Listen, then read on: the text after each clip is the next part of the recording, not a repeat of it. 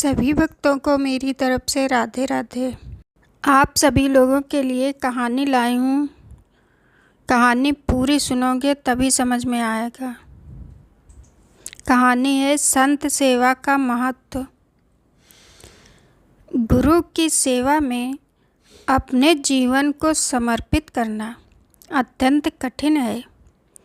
रसिक मुरारी जी ने अपने गुरुदेव से पूछा, हरि कैसे प्रसन्न होते हैं? उनके गुरुदेव श्री श्यामानंद जी ने उत्तर दिया, साधु सेवा से यदि साधु सेवा नियम, दयालुता और भाव से की जाए तो भगवान स्वयं संतों की जिह्वा से प्रसाद पाते हैं। यदि संतों का चरणामृत उतारा जाए, उनकी आरती की जाए और उन्हें प्रसाद पवाया जाए तो भगवान बहुत जल्दी प्रसन्न होते हैं। इसको गुरु आज्ञा मानकर रसिक मुरारी जी ने संत सेवा का बड़ा विस्तार किया। अब वो रोज़ संतों को निमंत्रण देकर प्रसाद पवाते और उनकी सेवा करते। लेकिन संत सेवा का व्रत बहुत कठिन है, क्योंकि संत अलग अलग स्वभाव के होते हैं। संतों की सेवा मुश्किल है। स्वयं भगवान भी कभी कभी आपकी परीक्षा लेने आ सकते हैं। वो आपके सामने ऐसा रूप लेकर आ सकते हैं कि आप उनकी अवहेलना कर दें और आपका उनके प्रति भाव खराब हो जाए। रसिक मुरारी जी की संतों के चरणामृत के प्रति विशेष भावना थी। वो चरणामृत को एक मटके में रखते, उसे आसन पर विराजमान करते और रोज़ उसकी परिक्रमा और साष्टांग दंडवत कर चरणामृत का पान करते। यही उनकी असली संपत्ति थी। हर संत सेवा से पहले हर संत का चरणामृत उतारा जाता और उसे सबसे पहले रसिक मुरारी जी के पास ले जाया जाता। एक बार रसिक मुरारी जी के वहाँ संत सेवा का उत्सव चल रहा था और संत सेवा का प्रसाद बांटने से पहले सब संतों का चरणामृत उतारकर सीधे रसिक मुरारी जी के पास लाया गया। लेकिन उस दिन रसिक मुरारी जी ने कहा, आज संत चरणामृत में मुझे वह आनंद व स्वाद नहीं मिला। उन्होंने कहा, जरूर किसी न किसी संत के प्रति अपराध बना है, इसलिए आज जो स्वाद नहीं आ रहा है। जब चरणामृत उतारने वालों से पूछा गया तो पता चला कि एक संत जिन्हें कुष्ठ रोग था, उनके चरणामृत को नहीं उतारा गया था। रसिक मुरारी जी ने कहा, इसी अपराध ने सभी संतों के चरणामृत के प्रभाव को छीण कर दिया है। वो स्वयं गए और उन्होंने उन संत की खोज की और उनका चरणामृत उतारा और उसका पान किया। चरणामृत का पान करने के बाद अश्रु प्रवाह करते हुए उन्होंने कहा, आह, अब स्वाद आया है। अगर आप भी संत सेवा करना चाहते हैं तो जान लीजिए कि यह बहुत कठिन है।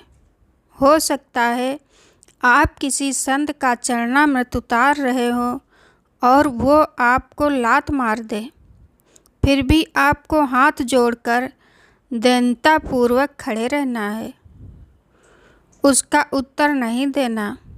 भगवान स्वयं संतों के रूप में आपकी परीक्षा लेने आते हैं। एक बार रसिक मुरारी जी संत सेवा के महत्व पर चर्चा कर रहे थे। इतने में बाहर संत सेवा में हल्ला मचने लगा। एक संत 2 पत्तल मांग रहे थे, जिस बात पर विवाद हुआ।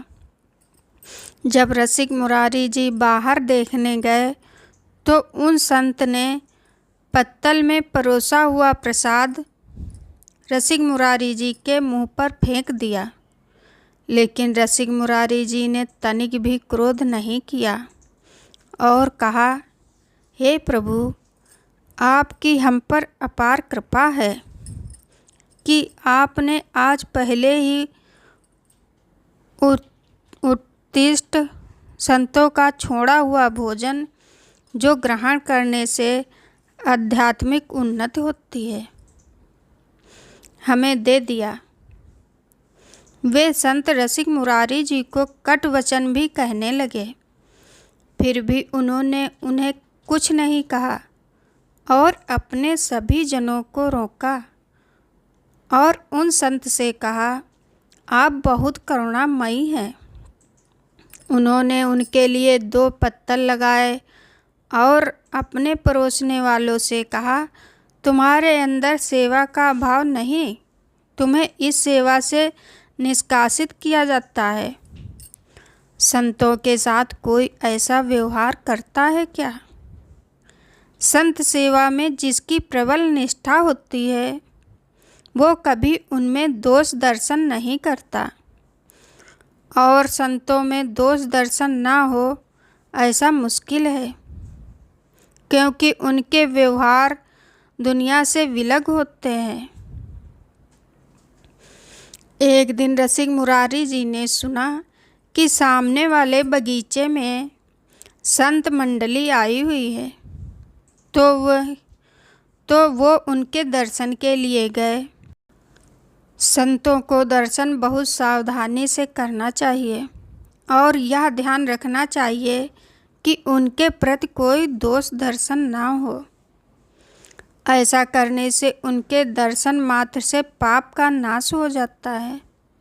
जब वो दर्शन करने गए तो उनमें से एक संत हुक्का पी रहे थे।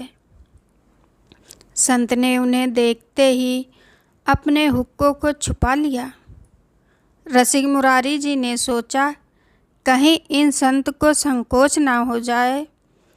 ऐसा सोचकर वो अपना पेट पकड़कर वहीं बैठ गए।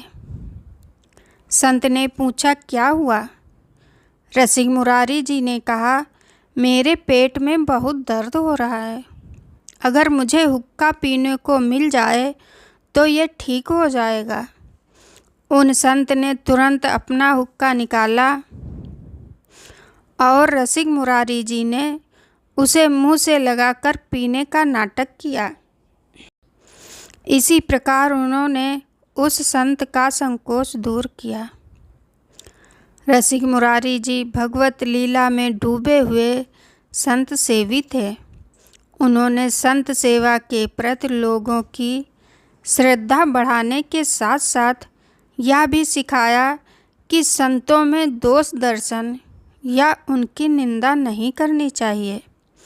साधु सेवा करते समय हमें सावधानी रखनी चाहिए ताकि उसके कारण हमारा साधन बिगड़ ना जाए। आप सभी भक्तों को ये कहानी कैसी लगी? प्लीज़ कमेंट, लाइक, शेयर ज़रूर करें। धन्यवाद।